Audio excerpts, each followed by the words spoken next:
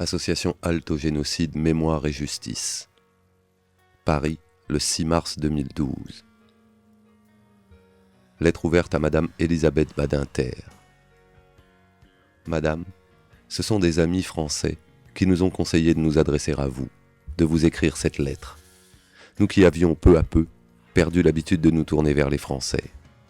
Qui sommes-nous ? Des femmes, des Africaines, des Ivoiriennes, des femmes qui ont perdu des enfants, des sœurs, des frères, des mères, des pères, des tantes, des oncles, des cousins, des amis, des collègues. Des femmes qui depuis 2000, début officiel de la crise ivoirienne, ne dorment que d'un œil, redoutent chaque jour qui se lève et pestent quotidiennement devant les médias simplificateurs sûrs d'eux et de leurs explications dès qu'il s'agit d'Afrique. Des femmes qui pestent aussi quand ces mêmes médias cessent ou presque, du jour au lendemain, de parler de la Côte d'Ivoire. Il n'est pas dans notre intention ici de vous demander d'intervenir ou de prendre part d'une quelconque manière dans une crise politique qui a, entre guillemets, trouvé une issue avec l'intervention française en avril 2011 et l'arrestation de Laurent Gbagbo. En même temps que lui, furent arrêtés des centaines et des centaines de personnes, des proches, des familiers, des cadres du régime, jusqu'à son fils, Michel Gbagbo, universitaire, citoyen français né d'un premier amour de Laurent Gbagbo à Paris, dont le seul crime est de porter le nom de son père, jusqu'à sa femme, Simone Gbagbo. Comme son beau-fils, Simone Gbagbo est aujourd'hui encore en détention provisoire et en résidence surveillée, sans contact ou presque avec sa famille, aucun motif officiel n'ayant été invoqué, aucune juridiction n'ayant été définie. Elle se trouve dans un véritable no man's land juridique, humain, politique, en plein arbitraire, à la merci du bon vouloir du prince. Nous avons en mémoire les photos ignobles parues dans Paris Match et diffusées jusqu'à la nausée par toutes les télévisions vampires du monde, d'une femme violentée et exposée. Vénus hottentote contemporaine, la moitié des cheveux arrachés, en haillons, sans considération ni pour son rang, ni pour son statut politique de député, et de membre fondateur du parti qui obligea Félix Houphouët-Boigny à accepter le multipartisme et donc la démocratie, le Front populaire ivoirien, membre de l'Internationale socialiste et récemment invité au centenaire de l'ANC sud-africaine. Ni pour sa condition de femme, de mère, de grand-mère.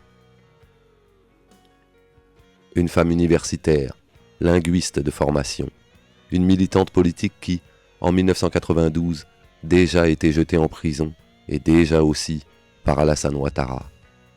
Une femme politique de premier plan, qui n'est certainement pas la sainte que certains d'entre nous dépeignent, mais qui ne saurait être le monstre, l'illuminé, la sorcière décrite par Madame Malgradis dans Libération. Une femme qui aurait mérité que les médias appliquent les lois que Madame Guigou fit voter, qui protègent en principe les individus et leur image. Mais ces lois protègent-elles toutes les femmes, toutes les personnes ? Une femme ivoirienne, fut-elle mariée à un président, se trouve-t-elle de fait au-dessous de lois qu'avec elle, on ne serait pas tenu de respecter ? Pourquoi, madame, n'avons-nous entendu aucune femme française, européenne, américaine, si ce n'est vous, dénoncer les humiliations, les violences et les brutalités subies par Simone Gbagbo et toutes les femmes qui avaient trouvé refuge avec elle à la résidence présidentielle durant les bombardements français de fin mars début avril 2011. Ces humiliations, ces violences et ces brutalités ont été ressenties dans leur chair par toutes les femmes africaines. Et, pensions-nous, par toutes les femmes. Notre démarche, madame, est humanitaire et féministe, par-delà toute considération politique. Nous avons décidé d'alerter les opinions publiques internationales sur le sort subi par une femme noire, africaine, première dame, universitaire, députée et membre fondateur du parti qui instaura la démocratie dans son pays. Nous espérons pouvoir vous rencontrer plus longuement afin de vous exposer notre action plus en détail et échanger avec vous à ce sujet. Association Halte au génocide, mémoire et justice. Nous réclamons la libération de Madame Simone et Yves Gbagbo. Je réclame la libération immédiate de Madame Simone Gbagbo. Je ne réclame que la libération de Simone Gbagbo. Réclame sans délai la libération de Simone Gbagbo. Je demande la libération de Simone Gbagbo. Je réclame la libération de Madame Simone Gbagbo. Demande la libération sans condition de Madame Simone Gbagbo. Je demande la libération immédiate et sans condition de Madame Simone et Yves Gbagbo. Je réclame la libération de Madame Simone et Yves Gbagbo. Ici et maintenant, la libération de la première dame, la vraie première dame de Côte d'Ivoire, Simone et Yves Gbagbo. Je réclame la libération purement et simplement de Madame Simone et Yves Gbagbo, notre première dame et qui est de surcroît députée à l'Assemblée nationale. Je réclame sa libération immédiate. Je réclame la libération de la femme de notre président, Simone Yves Gbagbo. Je réclame la libération de Madame Simone et Yves Gbagbo. Voilà.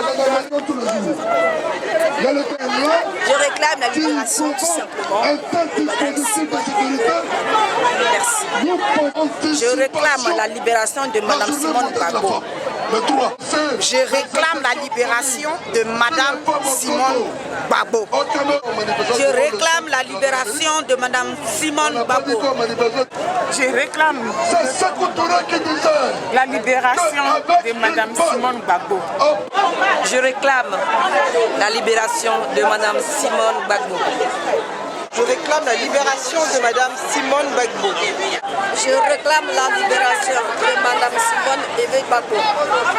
Je réclame immédiatement la libération de la première dame de la Côte d'Ivoire, j'ai nommé Simone et Yves Gbagbo.